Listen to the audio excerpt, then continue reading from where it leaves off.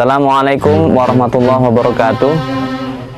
Innal hamdalillah nahmaduhu wa nasta'inuhu wa nastaghfiruh wa nu'minu billah wa natawakkalu alaihi wa nashhadu an la ilaha illallah wahdahu la syarikalah wa nashhadu anna Muhammadan 'abduhu wa rasuluh. Allahumma shalli wa sallim wa barik ala nabiyyina Muhammadin wa ala alihi wa ashabi ajma'in wa ba'du. Para pemirsa Oku Timur TV yang dirahmati Allah, alhamdulillah kita bersyukur kehadirat Allah Subhanahu wa taala karena hingga hari ini Allah masih melimpah curahkan rahmat, nikmat dan karunia-Nya sehingga kita masih bisa melaksanakan aktivitas kita di hari ini, dan mudah-mudahan Allah senantiasa memberi kemudahan segala apa yang kita lakukan dan yang kita niatkan. Salawat dan salam mudah-mudahan senantiasa dilimpahkan kepada Nabiullah Agung Muhammad Sallallahu Alaihi Wasallam. Dan tentunya kita sebagai umat muslim berharap nanti termasuk orang-orang yang diberi syafaat oleh beliau di yaumil qiyamah. Para pemirsa Oku Timur TV yang dirahmati Allah, hari ini di sesi kajian ini akan kita bahas tentang manusia, posisinya sebagai makhluk Allah Subhanahu wa taala. Saudaraku yang dirahmati Allah, hakikat manusia itu sebagai makhluk, artinya sesuatu yang diciptakan oleh Allah Subhanahu wa taala. Nah, karena manusia ini sebagai makhluk, maka ada ciri-ciri dan kriteria manusia sebagai makhluk tersebut, sebagaimana nanti yang disebutkan oleh Allah Subhanahu wa taala di dalam Al-Qur'an sebagai bentuk pernyataan tentang posisi manusia sebagai ciptaan Allah Subhanahu wa taala atau makhlukun, sesuatu yang diciptakan. Yang pertama, hakikat manusia sebagai makhluk itu adalah ala fitrahin. Jadi diciptakannya manusia itu oleh Allah Subhanahu wa taala memiliki fitrah, hakikat dasar atau memiliki watak dasar. Hal ini disebutkan oleh Allah dalam surat 30 ayat 30, yang tentu nanti bisa pemirsa buka juga di Al-Qur'annya sambil dilihat bagaimana bunyi dan tulisan ayat 30, surat 30 ayat 30 ini. Allah Subhanahu wa taala berfirman, fa'aqim wajhaka lid-dini hanifa fitratallahu allati fataran nasa 'alaiha. Kalimatnya fitratallahu allati fataran nasa 'alaiha, bahwa manusia ini dicipta oleh Allah sesuai fitrahnya. Saudaraku yang dirahmati Allah, fitrah manusia ini sebagai makhluknya Allah Subhanahu wa taala adalah punya kecenderungan, punya kecondongan untuk senantiasa mengabdi kepada zat yang kita sebut sebagai Tuhan, meyakini adanya Tuhan yang maha, yang memiliki kekuatan yang segala-galanya, yang kemudian kita umat Islam ini mengakui bahwa Tuhan yang benar itu adalah Allah Subhanahu wa taala. Maka saudaraku yang dirahmati Allah, secara fitrah manusia ini pasti akan mencari adanya zat yang maha, yang kemudian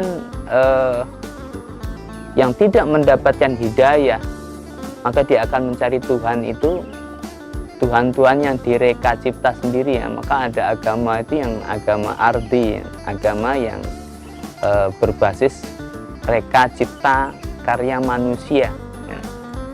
Sehingga nanti kemudian mengejawantahkan Tuhan dalam bentuk-bentuk yang diserupakan, baik dengan batu, kemudian dengan wujud pohon-pohon yang besar dan seterusnya. Itu kita sebut dengan istilah agama ardi. Maka saudaraku yang dirahmati Allah, kita sebagai umat muslim kita bertuhan, meyakini Allah Subhanahu wa taala, punya keyakinan bahwa Allah itu sebagai Tuhan, dia bagian fitrah manusia. Bagian watak dasar manusia. Maka saudaraku yang dirahmati Allah, ketaatan kita pada Allah, kepatuhan kita kepada Allah itu adalah fitrah. Orang yang tidak memenuhi fitrahnya ini, maka ada sesuatu dalam jiwanya. Ada kekurangan dalam jiwanya. Sehingga Allah menyatakan bahwa ala bizikrillah tatma'innul qulub. Nah, ingatlah dengan berzikir, mengingat Allah, hati selalu tentram, hati selalu tenang karena akan terpenuhi fitrahnya. Jadi melakukan ibadah, melakukan ketaatan pada Allah Subhanahu wa taala ini akan memenuhi hak-hak fitrah atau hak-hak dasar kita yang kemudian membawa jiwa kita menjadi tenang, menjadi tentram. Nah, sholat bagian dari zikir, baca Quran bagian dari zikir, bertasbih, bertahlil, subhanallah, alhamdulillah, la ilaha illallah, wallahu akbar, sebagian dari zikir. Maka saudaraku yang dirahmati Allah, orang-orang yang tidak memenuhi fitrahnya ada kekosongan jiwa, ada kegaulauan dalam jiwanya, sehingga dia akan mencari ketenangan jiwa ini dengan hal-hal yang justru akhirnya akan merusak dirinya sendiri. Coba kita lihat dan kita amati orang-orang di luar kita ya, yang notabene menyatakan mereka sebagai ateis, orang yang tidak kenal Tuhan. Misalnya kayak di barat. Di barat itu banyak manusia yang galau ini, yang punya kekosongan jiwa, mencari ketenangan jiwa dengan hal-hal yang kontradiktif dengan kebutuhan pribadinya. Sesaat memang iya timbul ketenangan, misalnya dengan miras, ya, minuman keras. Dia tenang, merasa nyaman, tapi hanya sesaat. Begitu selesai efek dari mirasnya, dia kembali galau lagi. Maka kemudian diganti yang lebih keras lagi, narkoba misalnya. Efek tenangnya agak lama, tapi coba kita perhatikan, setelah itu justru akan ada kerusakan dan kegalauan. Dan ini bagian yang dilarang dalam agama. Karena saudaraku yang dirahmati Allah, ibadah-ibadah yang kita lakukan, pendekatan-pendekatan kita, pengakuan-pengakuan kita akan adanya Allah, Tuhan yang maha di atas segala-galanya ini, memenuhi fitrah jiwa, akan menjadikan jiwa menjadi tenang, menjadi tentram. Orang yang jiwanya tenang, jiwanya tentram, itu adalah sumber dari kebahagiaan. Maka watak dasar manusia sebagai makhluk itu adalah punya fitrah ya. Sekali lagi, punya fitrah. Dan fitrah manusia itu diantaranya mengakui adanya Tuhan yang maha segala-galanya. Semoga dengan materi ini kita akan kembali ke fitrah kita, mendekatkan kepada yang maha, mendekatkan kepada Allah Subhanahu wa taala yang memiliki segala-galanya, sehingga unsur-unsur kebutuhan jiwa kita terpenuhi, sehingga jiwa kita menjadi tenang tanpa harus mencari ketenangan di luar kedekatan kita kepada Allah Subhanahu wa taala.